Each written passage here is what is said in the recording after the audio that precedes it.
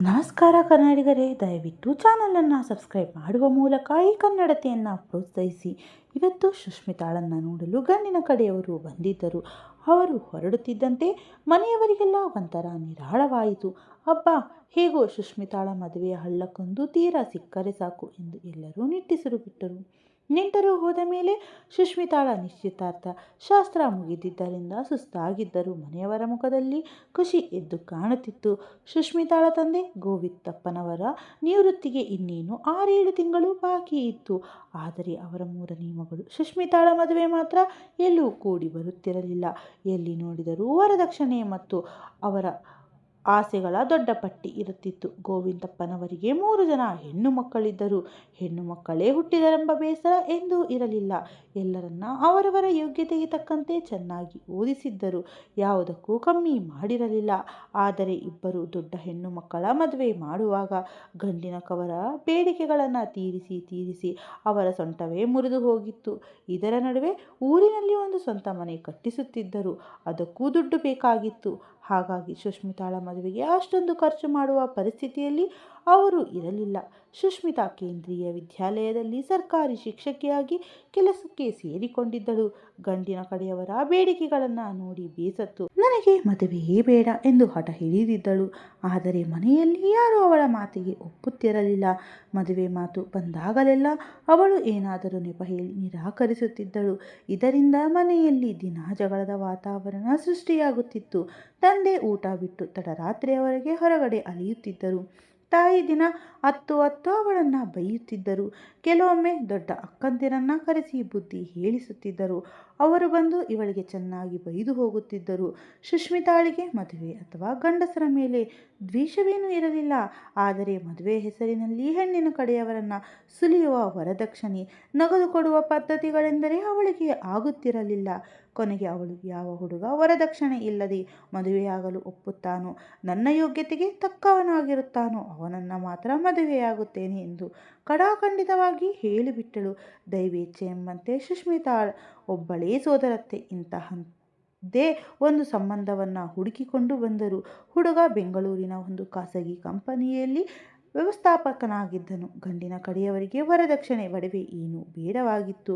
ಬರೀ ಓದಿಕೊಂಡಿರುವ ಕೆಲಸದಲ್ಲಿರುವ ಹುಡುಗಿ ಬೇಕು ಎಂಬುದು ಅವರ ಆಸೆಯಾಗಿತ್ತು. ಎರಡೂ ಕಡೆಯವರಿಗೂ ಒಪ್ಪಿಗೆ ಆಯಿತು. ಇವತ್ತು ನಡೆದ ನಿಶ್ಚಿತಾರ್ಥ ಶಾಸ್ತ್ರದಲ್ಲೂ ಗಂಡಿನ ಕಡೆಯವರು ಬರೀ ಒಂದು ಕಾಯಿ ಮತ್ತು 500 ರೂಪಾಯಿ ಶಕುನದ ದುಡ್ಡನ್ನು ಮಾತ್ರ ತೆಗೆದುಕೊಂಡಿದ್ದರು. ಗೋವಿಂದಪ್ಪನವರು ಹುಡುಗನ ಹೆತ್ತವರಿಗೂ ಹಾಗೂ ಅಣ್ಣ ತಮ್ಮಂದಿರಿಗೆ ಸಿಹಿ ಪೊಟ್ಟಳನ್ನು ಕೊಟ್ಟು ಬೀಳ್ಕೊಟ್ಟರು. ಅವರು ಹೋಗುತ್ತಿದ್ದಂತೆಯೇ ಮನೆಯಲ್ಲಿ ಹರಟೆ ಶುರುವಾಯಿತು. ಸುಷ್ಮಿತಾಳ 2 ಅಕ್ಕಂದಿರು ಬಂದಿದ್ದರು.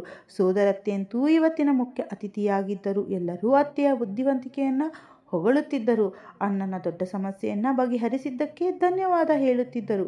ಹುಡುಗ ಮತ್ತು ಅವನ ಕುಟುಂಬದವರು ತುಂಬ ಒಳ್ಳೆಯವರಂತೆ ಕಾಣುತ್ತಿದ್ದರು. ಹುಡುಗ ಮ್ಯಾನೇಜರ್ ಆಗಿದ್ದ. ನೋಡಲು ಕೂಡ ಅಂದವಾಗಿಯೇ ಇದ್ದ. ಅಲ್ಲಿ ಚಹಾ ಕುಡಿಯುತ್ತಿದ್ದವರೆಲ್ಲರೂ ಸಖತ್ ಖುಷಿಯಾಗಿದ್ದರು. ಆದರೆ ಸುಷ್ಮಿತಾಳ ತಾರ್ಕಿಕ ಬುದ್ಧಿ ಮಾತ್ರ ಇದನ್ನು ಒಪ್ಪಲು ಸಿದ್ಧವಿರಲಿಲ್ಲ. ಈ ಕಾಲದಲ್ಲಿ ವರದಕ್ಷಿಣೆ ಇಲ್ಲದೆ ಮದುವೆಯಾಗುವ ಇಂತಹ ಆದರ್ಶವಾದಿ ಜನ ಇರ್ತಾರಾ ಎಂಬ ಅನುಮಾನ ಅವಳನ್ನು ಕಾಡುತ್ತಿತ್ತು. 2 ತಿಂಗಳ ನಂತರ ಮದುವೆಯ ಮುಹೂರ್ತ ನಿಶ್ಚಯವಾಯಿತು. ಮದುವೆ ತುಂಬ ಸರಳವಾಗಿ ನೆರವೇರಿತು. ಸುಷ್ಮಿತಾ ತನ್ನ ಗಂಡನ ಮನೆಗೆ ಬಂದಳು. ಗಂಡನ ಮನೆಯಲ್ಲೂ ಯಾವುದೇ ಅದ್ದೂರಿತನ ಅಥವಾ ಹಮ್ಮು ಬಿಮ್ಮು ಇರಲಿಲ್ಲ. ಸುಷ್ಮಿತಾ ಶಾಲೆಯಿಂದ 1 ತಿಂಗಳು ರಜೆ ತೆಗೆದುಕೊಂಡಿದ್ದಳು. ಅವಳ ಗಂಡ ತನ್ಮಯ್ ಮಧುಚಂದ್ರಕ್ಕಾಗಿ ಮಡಿಕೇರಿಗೆ ಹೋಗಲು ವ್ಯವಸ್ಥೆ ಮಾಡಿದ್ದನು. ಮಡಿಕೇರಿಗೆ ಹೊರಡುವ 1 ದಿನ ಮುಂಚೆ ಮದುವೆಗೆ ಬರಲಾದ ತನ್ಮಯ್ಯನ ಕೆಲವು ಸ್ನೇಹಿತರು ಮನೆಗೆ ಬಂದಿದ್ದರು. ಒಳಮನೆಯಲ್ಲಿ ಎಲ್ಲರೂ ನಗುತ್ತಾ ಜೋಕ್ ಮಾಡುತ್ತಾ ಕುಳಿತಿದ್ದರು.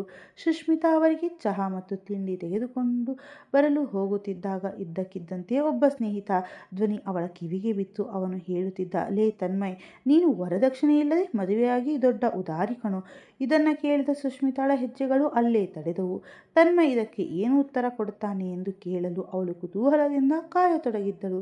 ಸುಷ್ಮಿತಾ ಅಲ್ಲಿ ನಿಂತಿರುವುದು ತಿಳಿಯದ ತನ್ಮಯ್ ಜೋರಾಗಿ ನಗುತ್ತಾ ಹೇಳಿದ, ನನ್ನ ತಲೆಯೇನು ಕೆಟ್ಟಿಲ್ಲ ಕಣೋ. ನಾನು ನಿಮ್ಮ ಥರ ಅಲ್ಲ. ನಿಮ್ಮ ಬುದ್ಧಿಗಿಂತ ನನ್ನ ಬುದ್ಧಿ 4 ಹೆಜ್ಜೆ ಮುಂದೇನೇ ಇರುತ್ತೆ. ನೀವೆಲ್ಲ ವರದಕ್ಷಿಣೆ ಕೇಳಿ ಹೆಂಡತಿ ಮನೆಯಲ್ಲಿ ನಿಮ್ಮ ಮರ್ಯಾದೆ ಕಳೆದುಕೊಳ್ಳುತ್ತೀರಾ. ಆದರೆ ನಾನು ಅವರ ಮನೆಯಲ್ಲಿ ಮರ್ಯಾದೆಯನ್ನು ಉಳಿಸಿಕೊಂಡು ಸರ್ಕಾರಿ ಕೆಲಸದಲ್ಲಿರುವ ಹುಡುಗಿಯನ್ನು ಮದುವೆಯಾಗಿ ನನ್ನ ಮುಂದಿನ ಜೀವನವನ್ನು ಭದ್ರ ಮಾಡಿಕೊಂಡಿದ್ದೇನೆ. ನೀವು ಮಹಾಮೂರ್ಖರು. ಒಂದೇ ಸಲ ದೊಡ್ಡ ಮೊತ್ತದ ವರದಕ್ಷಿಣೆ ತೆಗೆದುಕೊಂಡು ಜೀವನ ಇಡೀ ಕಳೆದು ಬಿಡಬಹುದು ಅಂದುಕೊಳ್ಳುತ್ತೀರಾ. ಚಿಕ್ಕ ವಯಸ್ಸಿನಲ್ಲಿ ಓದಿದ ಆ ಕತೆ ನೆನಪಿದೆಯಾ? ಆ ಮೂರ್ಖನಿಗೆ ದಿನ ಒಂದು ಬಂಗಾರದ ಮೊಟ್ಟೆ ಇಡುವ ಕೋಳಿ ಸಿಗುತ್ತದೆ. ಆ ಮೂರ್ಖ ದಿನ ಕಾಯೋದು ಯಾರು ಅಂತ ಒಂದೇ ಸಲಕ್ಕೆ ಆ ಕೋಳಿ ಹೊಟ್ಟೆ ಸೀಳಿ ಎಲ್ಲ ಬಂಗಾರದ ಮೊಟ್ಟೆಗಳನ್ನು ತೆಗೆಯಲು ಹೋಗ್ತಾನೆ. ಆಮೇಲೆ ಏನಾಯಿತು? ಕೋಳಿನೂ ಸತ್ತೋಯ್ತು, ಮೊಟ್ಟೆಯೂ ಸಿಗಲಿಲ್ಲ. ನೀವೆಲ್ಲ ಆ ಮೂರ್ಖನಿಗಿಂತ ಕಮ್ಮಿ ಏನಿಲ್ಲ. ನಾನು ಮಾತ್ರ ಆ ಕೋಳಿಯಿಂದ ದಿನ ಒಂದೊಂದು ಬಂಗಾರದ ಮೊಟ್ಟೆ ತೆಗಿತೀನಿ. ಅಂದರೆ ನಾನು ಬಂಗಾರದ ಮೊಟ್ಟೆ ಇಡುವ ಕೋಳಿನ ಸಾಕ್ತಾ ಇದ್ದೀನಿ ಅಂತ ಅರ್ಥ. ನಿಮಗೆ ಗೊತ್ತಲ್ಲ, ನಿಧಾನವೇ ಪ್ರಧಾನ ಅಂತ. ನೀವೆಲ್ಲ ದೊಡ್ಡ ದೊಡ್ಡ ವ್ಯಾಪಾರಿಗಳ ಹೆಣ್ಣು ಮಕ್ಕಳನ್ನು ಮದುವೆಯಾಗಿ ವರದಕ್ಷಿಣೆ ದುಡ್ಡಿನ ಹಿಂದೆ ಹುಚ್ಚರ ಥರ ಅಲಿಯುವಾಗ ನನ್ನ ಆಲೋಚನೆಯೇ ಬೇರೆ ಇತ್ತು. ಈಗ ನೋಡಿ, ನನ್ನ ಹೆಂಡತಿ ಸುಷ್ಮಿತಾಳಿಗೆ 2 ಅಕ್ಕಂದಿರು. ಗಂಡು ಮಕ್ಕಳಿಲ್ಲ. ಹೆತ್ತವರ ಕಾಲ ನಂತರ ಅವರ ಆಸ್ತಿ 3 ಭಾಗ ಆಗಿ ಇವಳಿಗೂ ಬರುತ್ತೆ. ಅದರ ಜೊತೆಗೆ ಇವಳು ಸರ್ಕಾರಿ ಶಾಲೆಯಲ್ಲಿ ದೊಡ್ಡ ಟೀಚರ್ ಆಗಿದ್ದಾಳೆ. ಇವಳಿಗೆ 7ನೇ ಸಂಬಳ. ಆಯೋಗದ ಪ್ರಕಾರ ಕೈ ತುಂಬ ಸಂಬಳ ಮತ್ತು ಎಲ್ಲ ತರಹದ ಸವಲತ್ತು ಸಿಗುತ್ತದೆ. ನಾನು ಸುಷ್ಮಿತಾಳನ್ನು ಮದುವೆಯಾಗಿ ಒಂಥರ ಜೀವ ವಿಮೆ ಮಾಡಿಸಿಕೊಂಡ ಹಾಗೆ. ಇದು ಜೀವನದಲ್ಲಿ ಜೊತೆಯಾಗಿರುತ್ತೆ, ಜೀವನದ ನಂತರವೂ ಇರುತ್ತೆ. ಇಂತಹ ಲಾಭದ ವ್ಯಾಪಾರ ಮಾಡಿದ್ದೇನೆ. ಇಲ್ಲದಿದ್ದರೆ ವರದಕ್ಷಿಣೆ ಇಲ್ಲದೆ ಮದುವೆಯಾಗಲು ನನ್ನ ತಲೆಯೇನು ಕೆಟ್ಟಿರಲಿಲ್ಲ. ಸ್ನೇಹಿತರು ಜೋರಾಗಿ ನಗುತ್ತಾ, ಗೊತ್ತು ಕಣೋ, ನೀನು ಕಾಲೇಜು ದಿನಗಳಿಂದಲೂ ಬರೀ ವ್ಯಾಪಾರಿ ಬುದ್ಧಿಯನ್ನು, ಎಲ್ಲದರಲ್ಲೂ ಲಾಭ ನಷ್ಟದ ಲೆಕ್ಕಾಚಾರ ನೋಡ್ತೀಯಾ ಎಂದರು. ನಂತರ ಎಲ್ಲರೂ ಒಟ್ಟಾಗಿ ನಕ್ಕರು. ಇದನ್ನು ಕೇಳಿ ಸುಷ್ಮಿತಾಳ ಮನಸ್ಸು ಕಹಿಯಾಯಿತು. ಅವಳ ಅನುಮಾನವೇ ನಿಜವಾಯಿತು. ಆನೆಗೆ ತಿನ್ನೋ ಹುಲ್ಲು ಬೇರೆ, ತೋರಿಸೋ ಹುಲ್ಲು ಬೇರೆ ಎಂಬುದು ಅವಳಿಗೆ ಅರ್ಥವಾಗಿತ್ತು. ಬೇಸರದಿಂದಲೇ ಚಹಾ ತಿಂಡಿ ಕೊಟ್ಟು ಬಂದು ಏನೋ ಕೆಲಸದ ನೆಪ ಹೇಳಿ ಒಳಗಡೆ ಹೋದಳು. ಅವಳು ಯೋಚಿಸತೊಡಗಿದ್ದಳು. ಪ್ರೀತಿ, ತನ್ಮಯ್ನಿಂದ ನಾವಿಬ್ಬರು ಸೇರಿ ಸಂಸಾರದ ಖರ್ಚು ಹಂಚಿಕೊಂಡಿದ್ದರೆ ನನಗೆ ಬೇಸರವಿರುತ್ತಿರಲಿಲ್ಲ. ಓದಿದ ಕೆಲಸ ಮಾಡುವ ಸೊಸೆ ಬೇಕು ಅನ್ನೋದು ಇದಕ್ಕೇನಾ? ಆದರೆ ಈ ತರಹ ಕಳ್ಳತನದಿಂದ, ಮೋಸದಿಂದ ನನ್ನ ದುಡ್ಡಿನ ಮೇಲೆ ಹಕ್ಕು ಚಲಾಯಿಸುವುದನ್ನು ನಾನು ಒಪ್ಪಲ್ಲ. ರಾತ್ರಿ ತಲೆನೋವಿನ ನೆಪ ಹೇಳಿ ಬೇಗ ಮಲಗುವ ನಾಟಕ ಆಡಿದಳು. ಅವಳ ಹೆತ್ತವರು ಇಂತಹ ಯೋಗ್ಯ ಒಳ್ಳೆಯ ಅಳಿಯ ಸಿಕ್ಕನೆಂದು ಎಷ್ಟು ಖುಷಿಯಾಗಿದ್ದರು ಎಂಬ ನೆನಪು ಬಂತು. ಇಲ್ಲ, ಅವರ ನಂಬಿಕೆಯನ್ನು ನಾನು ಸುಳ್ಳು ಮಾಡಲ್ಲ. ಈ ತನ್ಮಯ್ಗೆ ನಾನೇ ತಕ್ಕ ಪಾಠ ಕಲಿಸುತ್ತೇನೆ ಎಂದು ಮನಸ್ಸಿನಲ್ಲಿಯೇ ನಿರ್ಧರಿಸಿಕೊಂಡಳು. ಮಡಿಕೇರಿ ಪ್ರವಾಸದಲ್ಲಿ ಅವಳು ಗಮನಿಸಿದಳು. ದೊಡ್ಡ ದೊಡ್ಡ ಖರ್ಚುಗಳನ್ನೆಲ್ಲ ಅವಳ ATM ಕಾರ್ಡ್ನಿಂದಲೇ ಹಣ ತೆಗೆದು ಮಾಡಲಾಗುತ್ತಿತ್ತು. ಸಣ್ಣ ಪುಟ್ಟ ಖರ್ಚುಗಳನ್ನು ಮಾತ್ರ ಅವನು ತನ್ನ ಕ್ರೆಡಿಟ್ ಕಾರ್ಡ್ನಿಂದ ಮಾಡುತ್ತಿದ್ದ. ತನ್ನ ಮನೆಯವರಿಗೆ ಉಡುಗೊರೆಯನ್ನು ಕೊಡಿಸಿ ಅವನು ಭಾರಿ ಖುಷಿ ಪಡುತ್ತಿದ್ದ. ಇವಳು ಕೂಡ ಉಪಾಯದಿಂದ ಅವನ ಪರ್ಸ್ನಿಂದ ಕ್ರೆಡಿಟ್ ಕಾರ್ಡ್ ತೆಗೆದು ತನ್ನ ತಂದೆಗೆ 2 ದುಬಾರಿ ರೇಷ್ಮೆ ಸೀರೆಗಳನ್ನು ಕೊಡಿಸಿ ಕಾರ್ಡನ್ನು ವಾಪಸ್ ಅವನ ಪರ್ಸ್ನಲ್ಲಿಯೇ ಇಟ್ಟಳು. ಮಾತನಾಡುತ್ತಾ ತನ್ಮಯ್ ಪ್ರೀತಿಯಿಂದ ಅವಳ ಉಳಿತಾಯ, PF ಮತ್ತು ಸಂಬಳದ ವಿವರಣೆಗಳನ್ನು ಕೇಳುತ್ತಿದ್ದ.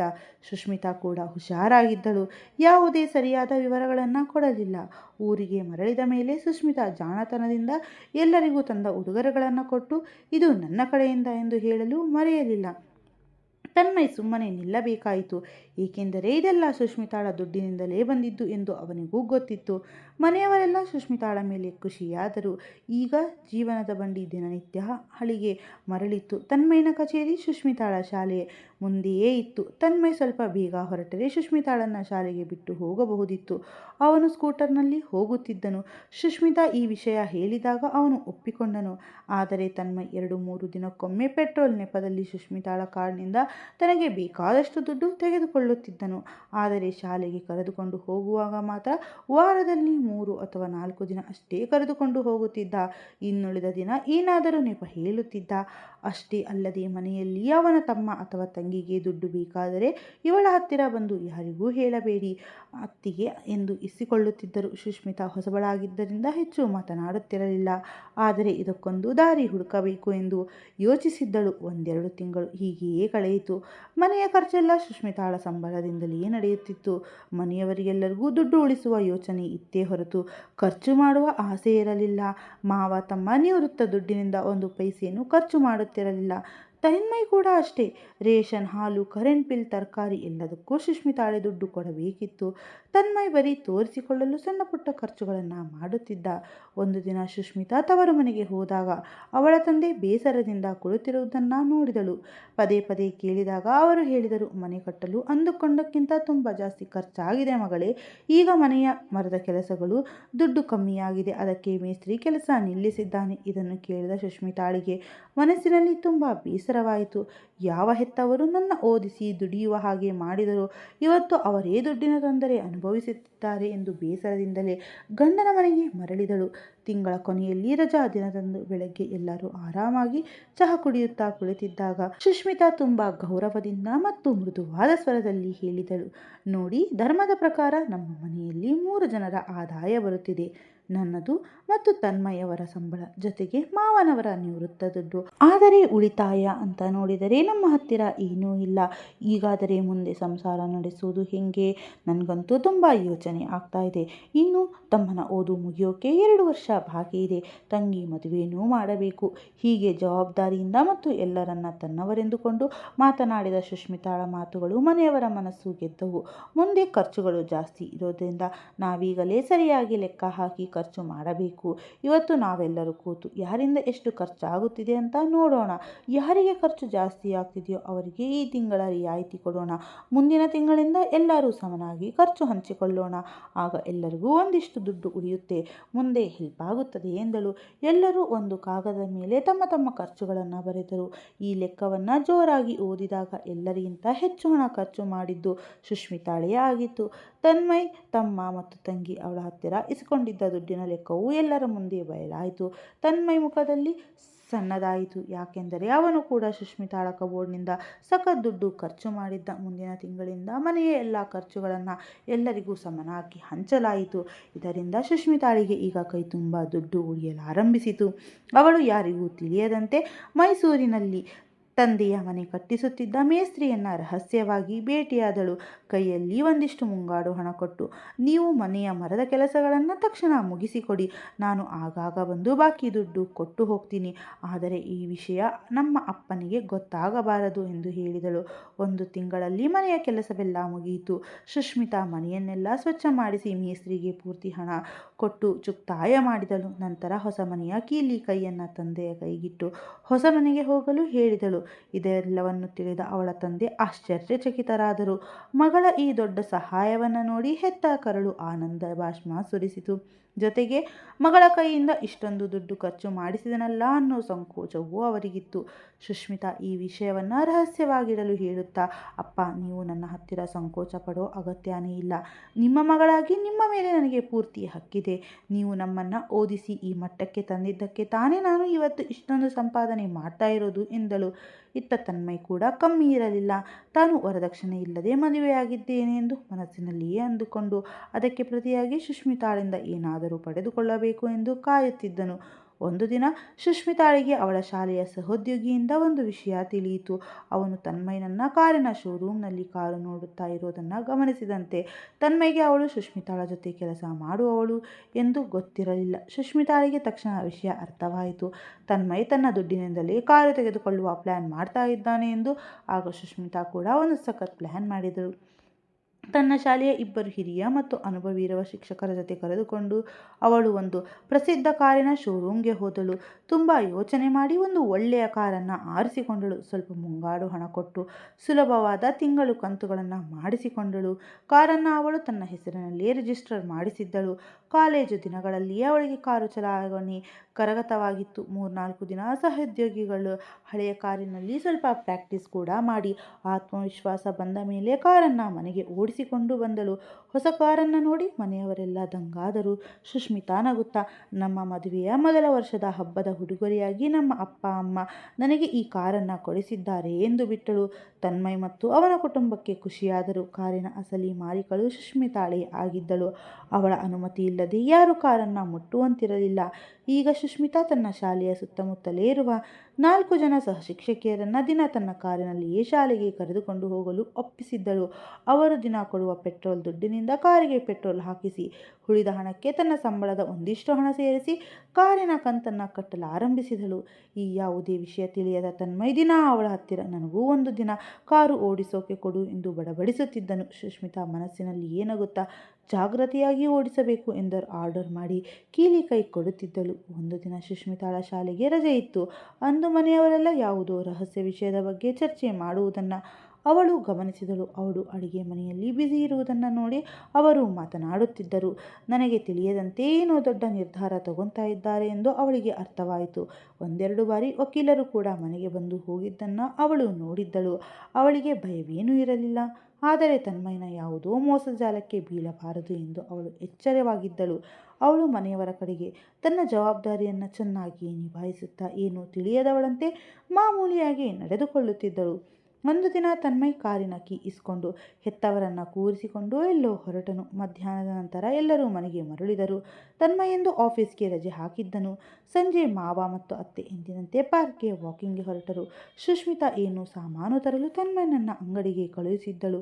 ಮನೆಯಲ್ಲಿ ಯಾರೂ ಇಲ್ಲದ ಸಮಯ ನೋಡಿ ಅವಳು ತಕ್ಷಣ ಅತ್ತೆಯ ಕೋಣೆಗೆ ಹೋಗಿ ತಲೆದಿಂಬಿನ ಕೆಳಗಿದ್ದ ಅಲ್ಮಾರಾದ ಕೀಲಿ ಕೈ ತೆಗೆದುಕೊಂಡು ಅಲ್ಮಾರಾದಲ್ಲಿ ಮಾವನ ಕೈಯಲ್ಲಿದ್ದ ಅದೇ ದೊಡ್ಡ ಕಾಗದದ ಲಕೋಟಿ ಇತ್ತು. ಆ ಕಾಗದ ಪತ್ರಗಳನ್ನು ತೆಗೆದು ಅವಳು ಬೇಗ ಓದಿದಳು. ಓದಿದ ನಂತರ ಕಾಗದಗಳನ್ನು ಅದೇ ರೀತಿ ಲಕೋಟೆಯಲ್ಲಿಟ್ಟು ಅಲ್ಮಾರ ಲಾಕ್ ಮಾಡಿ ಕೀಲಿ ಕೈಯನ್ನು ಯಥಾಸ್ಥಾನದಲ್ಲಿಟ್ಟು ಏನೂ ತಿಳಿಯದವಳಂತೆ ಅಡುಗೆ ಕೆಲಸಕ್ಕೆ ಮರಳಿದಳು. ಅಸಲಿಗೆ ಆ ಕಾಗದದಲ್ಲಿ ವಿಷಯವೇನೆಂದರೆ ಮಾವ ಮತ್ತು ಅತ್ತೆ ತಮ್ಮ ಕಾಲಾನಂತರ ಆ ಇಡೀ ಸ್ವಂತ ಮನೆಯನ್ನು ತನ್ಮಯ್ಯನ ತಮ್ಮನ ಹೆಸರಿಗೆ ಬರೆದಿಟ್ಟಿದ್ದರು. ತನ್ಮಯ್ ಮತ್ತು ಸುಷ್ಮಿತಾ ದುಡಿಯುತ್ತಿರುವುದರಿಂದ ಮುಂದೆ ಅವರೇ ಒಂದು ಹೊಸ ಫ್ಲ್ಯಾಟ್ ತಗೊಂತಾರೆ ಅನ್ನೋ ನಂಬಿಕೆ ಅವರಿಗಿತ್ತು. ಕೆಲವು ದಿನಗಳ ನಂತರ ಅತ್ತೆ ಮಾವ ಸುಷ್ಮಿತಾಳನ್ನು ಪ್ರೀತಿಯಿಂದ ಕರೆದು ಹೇಳಿದರು, ಮಗಳೇ, ಈ ಹಳೆ ಮನೆ ತುಂಬ ಹಳೆ ಕಾಲದ್ದಾಗಿದೆ. ನಮಗೇನು ನಡೆದು ಹೋಯಿತು, ಆದರೆ ನಿಮಗೂ ಮತ್ತು ತನ್ಮಯ್ಗೂ ಈ ಮನೆಯ ಜಾಗ ಸಾಲಲ್ಲ. ಅದಕ್ಕೆ ಇದನ್ನು ಹೊಸದಾಗಿ ಅಪಾರ್ಟ್ಮೆಂಟ್ ಥರ ಕಟ್ಟಿಸೋಣ ಅಂದುಕೊಂಡಿದ್ದೀವಿ. ನೀನೇನಾದರೂ ಬ್ಯಾಂಕ್ ಲೋನ್ ತೆಗೆದುಕೊಂಡರೆ ಕೆಲಸ ಸುಲಭ ಆಗುತ್ತೆ. ನಿನಗೆ ಈಗ ಯಾವುದೇ ದೊಡ್ಡ ಜವಾಬ್ದಾರಿ ಇಲ್ಲ. ಕೆಲಸನೂ ಇನ್ನೂ ತುಂಬ ವರ್ಷ ಇದೆ. ಸುಲಭವಾಗಿ EMI ಕಟ್ಟಬಹುದು ಎಂದರು. ತನ್ನ ಮೇಲೆ ದೊಡ್ಡ ಬಲೆಯನ್ನೇ ಬೀಸುತ್ತಿದ್ದರು ಎಂದು ಸುಷ್ಮಿತಾಳಿಗೆ ತಕ್ಷಣ ಅರ್ಥವಾಯಿತು. ಅವಳು ಸರಿ ಅತ್ತೆಯವರೇ, ನಾನು ಶಾಲೆಯ ಅಕೌಂಟೆನ್ಸ್ ಡಿಪಾರ್ಟ್ನಲ್ಲಿ ವಿಚಾರಿಸಿ ಹೇಳ್ತೀನಿ ಎಂದಳು. 4 ದಿನ ಕಳೆದ ಮೇಲೆ ಅವಳು ಬಂದು ನಮ್ಮ ಆಫೀಸ್ನವರ ಹತ್ತಿರ ಕೇಳಿದೆ. ಲೋನ್ ಖಂಡಿತ ಸಿಗುತ್ತೆ, ಆದರೆ ಬ್ಯಾಂಕ್ನವರು ಸೆಕ್ಯೂರಿಟಿಗಾಗಿ ಮನೆ ನನ್ನ ಹೆಸರಿನಲ್ಲಿದ್ದರೆ ಮಾತ್ರ ಲೋನ್ ಕೊಡುತ್ತಾರಂತೆ. ಒಂದು ವೇಳೆ ಲೋನ್ ಕಟ್ಟೋಕ್ಕೆ ಆಗದಿದ್ದರೆ ಬ್ಯಾಂಕ್ನವರು ಮನೆ ಜಪ್ತಿ ಮಾಡಬೇಕಲ್ಲ. ಅದಕ್ಕೆ ಈ ರೂಲ್ಸ್ ಅಂತೆ, ಈ ಕಾನೂನು ನಿಮಗೂ ಗೊತ್ತಿರುತ್ತೆ ಅಲ್ವಾ ಎಂದಳು. ಬೇರೆ ದಾರಿ ಇಲ್ಲದೆ ಮನೆಯನ್ನು ಸುಷ್ಮಿತಾಳ ಹೆಸರಿಗೆ ರಿಜಿಸ್ಟರ್ ಮಾಡಿಕೊಟ್ಟರು. ಈಗ ಸುಷ್ಮಿತಾ ಲೋನ್ ತೆಗೆದುಕೊಂಡು ತನಗೆ ಬೇಕಾದ ಹಾಗೆ ಆ ಹಳೆ ಮನೆಯನ್ನು ಹೊಸದಾಗಿ ಡಿಸೈನ್ ಮಾಡಿಸಿ ಕಟ್ಟಿಸಲು ಶುರು ಮಾಡಿದಳು. 3-4 ತಿಂಗಳಲ್ಲಿ ಆ ಹಳೆ ಮನೆಯ ಜಾಗದಲ್ಲಿ ಒಂದು ಸುಂದರವಾದ ಹೊಸ ಬಂಗಲೆ ರೆಡಿಯಾಯಿತು. ಅದರ ಪೂರ್ತಿ ಒಡತಿ ನಮ್ಮ ಸುಷ್ಮಿತಾಳಾಗಿದ್ದಳು. ಮನೆ ಕಟ್ಟಿ ಮುಗಿದ ಕೆಲವು ದಿನಗಳ ನಂತರ ಸುಷ್ಮಿತಾಳ ಜೊತೆ ಕೆಲಸ ಮಾಡುವ ಟೀಚರ್ ಒಬ್ಬರು ಅವಳನ್ನು ಬೇಗ ಮನೆಗೆ ಕರೆದುಕೊಂಡು ಬಂದರು. ಮನೆಯವರಿಗೆಲ್ಲ ಹೇಳಿದರು, ನಾನು ಸುಷ್ಮಿತಾಳನ್ನು ಆಸ್ಪತ್ರೆಯಿಂದ ಕರೆದುಕೊಂಡು ಬರ್ತಾ ಇದ್ದೀನಿ. ಶಾಲೆಯಲ್ಲಿ ಇವಳಿಗೆ ಇದ್ದಕ್ಕಿದ್ದಂತೆ ಸೆಲೆ ಸುತ್ತು ಬಂದು ಉಸಿರಾಡೋಕ್ಕೂ ಕಷ್ಟ ಆಗ್ತಾ ಇತ್ತು. ಡಾಕ್ಟರ್ ಚೆಕ್ ಮಾಡಿ ಹೇಳಿದರು, ಇವಳು ಯಾವುದೋ ದೊಡ್ಡ ಮಾನಸಿಕ ಒತ್ತಡದಲ್ಲಿದ್ದಾಳೆ ಅಂತ. ಅದಕ್ಕೆ ಕೆಲವು ದಿನ ಮನೆಯಲ್ಲೇ ರೆಸ್ಟ್ ತಗೋಬೇಕು ಅಂತ ಹೇಳಿದ್ದಾರೆ ಎಂದು ಹೇಳಿ ಹೊರಟಳು. ಒಂದು ದಿನ ನಂತರ ಮನೆಯವರೆಲ್ಲರೂ ಸುಷ್ಮಿತಾಳ ಹತ್ತಿರ ಬಂದು ಆ ಟೆನ್ಷನ್ ಏನು ಅಂತ ಕೇಳಿದರು. ಅದಕ್ಕೆ ಸುಷ್ಮಿತಾ ಬೇಸರದಿಂದಲೇ ಹೇಳಿದಳು, ನನಗೆ ಈ ದೊಡ್ಡ ಹೋಮ್ ಲೋನ್ ತೀರಿಸೋದೇ ದೊಡ್ಡ ಟೆನ್ಷನ್ ಆಗಿಬಿಟ್ಟಿದೆ. ಶಾಲೆಯಲ್ಲೂ ಮಕ್ಕಳಿಗೂ ಸರಿಯಾಗಿ ಪಾಠ ಮಾಡೋಕ್ಕೆ ಆಗ್ತಾ ಇಲ್ಲ. ದಿಲೆ ತಲೆನೋವು ಬರ್ತಾ ಇದೆ. ಕೊನೆಗೆ ಶಾಲೆಯ ಮಕ್ಕಳೆಲ್ಲ ಸೇರಿ ಪ್ರಿನ್ಸಿಪಲ್ ಹತ್ತಿರ ಕಂಪ್ಲೇಂಟ್ ಮಾಡಿದ್ದಾರೆ. ಪ್ರಿನ್ಸಿಪಲ್ ಆಲ್ರೆಡಿ ನನಗೆ ವಾರ್ನಿಂಗ್ ಕೊಟ್ಟಿದ್ದಾರೆ. ನನಗೆ ತುಂಬ ಭಯ ಆಗ್ತಿದೆ. ಈ ಲೋನ್ ಟೆನ್ಷನ್ನಲ್ಲಿ ನನ್ನ ಸರ್ಕಾರಿ ಕೆಲಸನೇ ಹೋಗಿಬಿಡುತ್ತೇನೋ ಅಂತ. ಇತ್ತೀಚೆಗೆ ಶಾಲೆಯಲ್ಲಿ ರೂಲ್ಸ್ ತುಂಬ ಕಠಿಣ ಆಗಿದೆ. ಸ್ವಲ್ಪ ನಿರ್ಲಕ್ಷ್ಯ ಮಾಡಿದರೂ ಕೆಲಸದಿಂದ ಸಸ್ಪೆಂಡ್ ಮಾಡ್ತಾರೆ. ಇಲ್ಲದಿದ್ದರೆ ಯಾವುದೋ ಹಳ್ಳಿಗೋ ಅಥವಾ ದೂರದ ಊರಿಗೋ ಟ್ರಾನ್ಸ್ಫರ್ ಮಾಡಿಬಿಡ್ತಾರೆ. ಅಲ್ಲಿ ಯಾವುದೇ ಸೌಲಭ್ಯ ಇರಲ್ಲ. ಕೆಲವರಂತೂ ಬೇಸತ್ತು ಕೆಲಸನೇ ಬಿಟ್ಟು ಬಿಡ್ತಾರೆ. ಅವರು ಕೈ ತುಂಬ ಸಂಬಳ ಕೊಡುವ ಕೆಲಸನೂ ಅಷ್ಟೇ ಪರ್ಫೆಕ್ಟಾಗಿ ಕೇಳ್ತಾರೆ. ಇದನ್ನು ಕೇಳಿ ಮನೆಯವರೆಲ್ಲರಿಗೂ ಜೀವ ಬಾಯಿಗೆ ಬಂದಂಗಾಯಿತು. ಸುಷ್ಮಿತಾ ಮೆಲ್ಲಗೆ ಪ್ರೀತಿಯಿಂದಲೇ ಮುಂದೆ ಹೇಳಿದಳು, ನಾನು ಇನ್ನು ಕೆಲವು ತಿಂಗಳು ಲೋನ್ ಅಮೌಂಟ್ ಜಾಸ್ತಿ ಕಟ್ಟಿ ಈ ಸಾಲವನ್ನು ಬೇಗ ತೀರಿಸೋಕೆ ನೋಡ್ತೀನಿ. ಅಲ್ಲಿಯವರೆಗೂ ನೀವು ಇಬ್ಬರು ಮನೆಯ ಖರ್ಚುಗಳನ್ನು ನೋಡಿಕೊಳ್ಳಿ ಎಂದಳು. ಮುಂದಿನ ತಿಂಗಳಿಂದ ಮನೆಯ ಎಲ್ಲ ಖರ್ಚುಗಳು ಮಾವನ ನಿವೃತ್ತ ದುಡ್ಡು ಮತ್ತು ತನ್ಮಯನ ಸಂಬಳದಿಂದಲೇ ನಡೆಯಲಾರಂಭಿಸಿತು. ಸುಷ್ಮಿತಾ ತುಂಬ ಜಾಣತನದಿಂದ ತನ್ನನ್ನು ಮನೆ ಖರ್ಚುಗಳಿಂದ ಮುಕ್ತಗೊಳಿಸಿಕೊಂಡಳು. ಅವಳು ಮನಸ್ಸಿನಲ್ಲಿಯೇ ಸಖತ್ ಖುಷಿಪಟ್ಟಳು.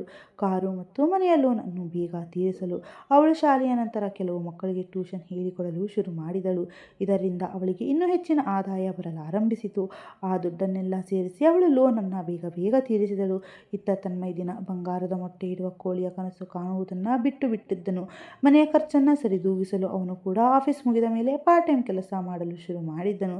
ಸುಷ್ಮಿತಾ ಮನಸ್ಸಿನಲ್ಲಿಯೇ ಯೋಚಿಸಿದಳು, ಪ್ರೀತಿ ವಿಶ್ವಾಸದಿಂದ ತನ್ಮಯ ನನ್ನ ಹತ್ತಿರ ಸಹಾಯ ಕೇಳಿದ್ದರೆ ನಾನು ಖುಷಿಯಿಂದಲೇ ಮಾಡುತ್ತಿದ್ದೆ. ಆದರೆ ಎಲ್ಲವೂ ಕುಳಿತು ಚಾಲಾಕಿತನದಿಂದ ನನ್ನನ್ನು ಮೂರ್ಖಳನ್ನು ಮಾಡಲು ಬಂದರೆ ಅವರಿಗಿಂತ ಒಂದು ಕೈ ಮೇಲಾಗಿರಬೇಕು ಅನ್ನೋ ನೀತಿಯನ್ನು ಬಳಸಬೇಕಾಗುತ್ತದೆ. ಸ್ನೇಹಿತರೆ, ಈ ಕಥೆ ಇಲ್ಲಿಗೆ ಮುಗಿಯುತ್ತದೆ. ಕಥೆ ಇಷ್ಟವಾಗಿದ್ದರೆ ಲೈಕ್ ಮಾಡಿ, ಶೇರ್ ಮಾಡಿ ಮತ್ತು ಕಮೆಂಟ್ ಮಾಡಿ ತಿಳಿಸಿ. ಹಾಗೆಯೇ ನೀವೇನಾದರೂ ಹೊಸಬರಾಗಿದ್ದರೆ ನಮ್ಮ ಚಾನಲನ್ನು ಸಬ್ಸ್ಕ್ರೈಬ್ ಆಗೋದನ್ನು ಮರೆಯಲೇಬೇಡಿ. ಧನ್ಯವಾದಗಳು.